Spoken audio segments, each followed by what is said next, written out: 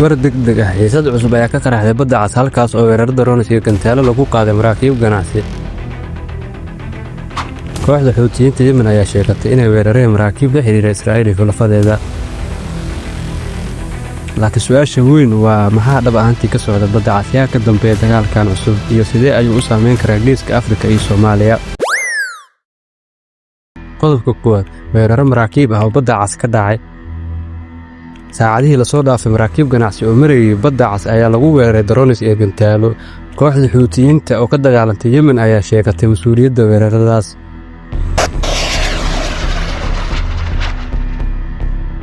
wararka qaar waxay sheegayaan in maraakiib shidaal iyo ganacsi ay noqdeen bartilmaameed. arrintani waxay keentay cabsi cusub oo ku saabsan amniga marinbiyoodkan muhiimka ah.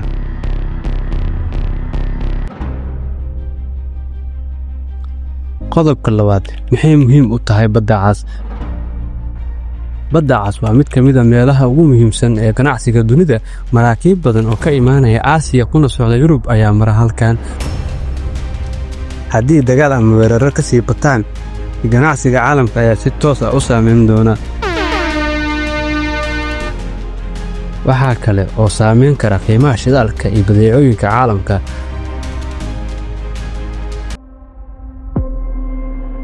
qodobka saddexaad Iiraan iyo Israa'iil oo ku loolamaya gobolka. khilaafka badda cas wuxuu sidoo kale xiriir la leeyahay xiisadda u dhaxaysa Iiraan iyo Israa'iil. Israa'iil waxay sheegtay in weerarada Xuutiyiinta ay taageero ka helaan Iiraan. dhanka kale Iiraan waxay diiday eedeymahaas balse falanqeeyaal badan ayaa rumaysan in dagaalkan uu qayb ka yahay loolanka awoodda ee Bariga Dhexe. qodobka afraad geeska Afrika iyo Soomaaliya sidee ayay u saameyn kartaa. xiisadda badda cas waxay si toos ah u taaban kartaa geeska Afrika. dalalkan sida Soomaaliya, Djibouti iyo Eritrea waxay ku yaalin meel aad ugu dhow halka ay xiisaddu ka socoto.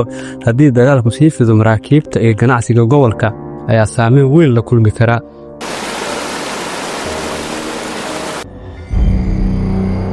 qodobka shanaad waxaa dhici kara mustaqbalka. su-aasha ugu weyn hadda waa xiisaddan ma isku bedeli doontaa dagaal weyn oo gobolka ka dhaca. haddii weerarada maraakiibta ay sii socdaan, waddamada waaweyn ee caalamka ayaa laga yaabaa inay si toos ah u farageliyaan. tani waxay badda cas ka dhigi kartaa mid ka mid ah goobaha ugu halista badan. maxaad ka qabtaa xiisadda ka taagan badda cas? ma u malaynaysaa in dagaalku sii ballaaran doono? fikirkaaga ku qor kommentiga. ha iloobin like, subscribe iyo share garee si dadka kale u ogaadaan wararka muhiimka ah. haddii aad ila soo gaartay ilaa dhammaadka ee kula salay nabigeena sharafta leh Maxamed sallallahu alayhi wasallam wa alihi wa walaalkiina Abu Walad, waxaan idin leeyahay Ramadaan Kariim. Bye bye.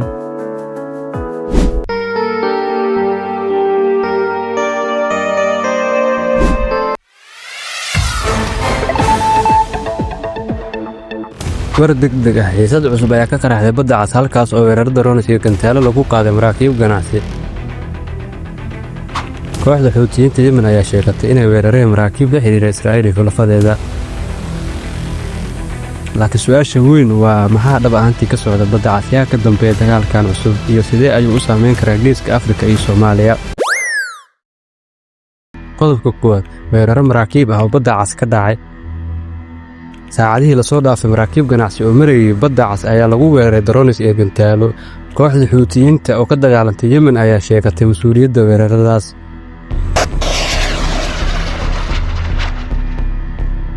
wararka qaar waxay sheegayaan in maraakiib shidaal iyo ganacsi ay noqdeen bartilmaameed.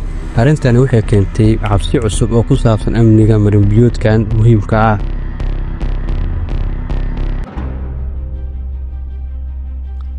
qodobka labaad maxay muhiim u tahay badda cas.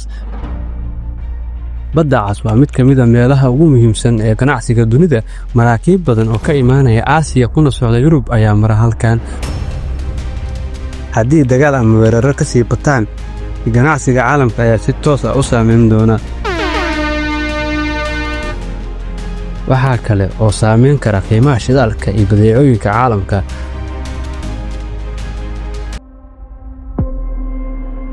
qodobka saddexaad Iiraan iyo Israa'iil oo ku loolamaya gobolka. khilaafka badda cas wuxuu sidoo kale xiriir la leeyahay xiisadda u dhaxaysa Iiraan iyo Israa'iil waxay sheegtay in weerarada Xuutiyiinta ay taageero ka helaan Iiraan. dhanka kale Iiraan waxay diiday eedeymahaas, balse falanqeeyayaal badan ayaa rumaysan in dagaalkan uu qayb ka yahay loolanka awoodda ee Bariga Dhexe. qodobka afraad, geeska Afrika iyo Soomaaliya sidee ayay u saameyn kartaa xiisadda badda cas? Waxay si toos ah u taaban kartaa geeska Afrika. dalalkan sida Soomaaliya, Djibouti iyo Eritrea waxay ku yaalliin meel aad ugu dhow halka ay xiisaddu ka socoto. haddii dagaalku sii fido, maraakiibta iyo ganacsiga gobolka ayaa saameyn weyn la kulmi kara.